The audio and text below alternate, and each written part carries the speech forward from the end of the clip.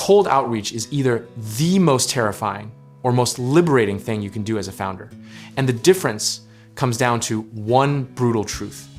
Most people are doing it completely wrong. You don't need a warm intro to raise your first round. You need a strategy, a script, and the audacity to actually send the email. Let's talk about why the warm intro or bust mentality has become the unofficial gatekeeper of venture capital, and why it's quietly killing great companies before they ever get a shot. The system wasn't built to keep you out specifically. It was built for pattern recognition, and cold outreach just doesn't fit the pattern most investors expect. Here's the irony though. Every investor you admire has a story about the cold email that changed everything. Yet somehow the advice they give founders is always find a mutual connection first. It's like a lottery winner telling you gambling is a bad investment. Technically true, statistically misleading, and personally convenient. The catalyst behind why cold outreach fails 90% of the time isn't the cold part, it's the generic part. Most founders send what amounts to a digital brochure, a pitch deck attachment, 3 paragraphs of buzzwords, and a subject line that says something painfully optimistic like exciting opportunity series A. Think of it this way. Investors are swimming in a river of those emails every single day, and yours has about 4 seconds to grab the bank before the current takes it. The founders who survive that current aren't the ones with the best decks. They're the ones who made the investor feel something specific in the first 2 lines. There was a real founder, no names, who cold emailed 47 investors in 2 weeks and heard nothing, then rewrote just the subject line and the opening sentence, resent to the same list, and booked 11 calls. Same deck, same company, same founder, different framing, completely different result.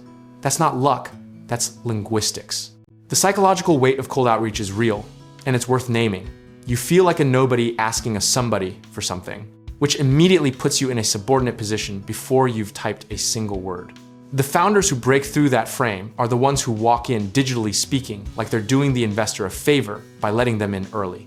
Here's a script architecture that actually works, broken into 3 layers: the hook, the proof, and the ask. And each one has to earn the next. Your subject line is not the place for creativity, it's the place for specificity. Something like, YC-backed competitor just raised. We're solving the problem they ignored. Beats innovative SaaS platform by a factor that would make a statistician emotional. Your opening line cannot be about you, it has to be about them, their portfolio, their thesis, or something they've said publicly that you genuinely connected with. Founders who open with, I saw your investment in X and noticed a gap they're not addressing, which is exactly where we play, are having a fundamentally different conversation than founders who open with, I'm building the Airbnb of lawn care. Now address the misconception head on. Cold outreach is not begging.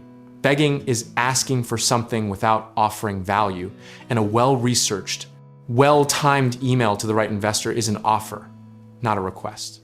You're offering them early access to something they would otherwise miss, and framing it that way internally, before you write a word, changes the entire energy of the message.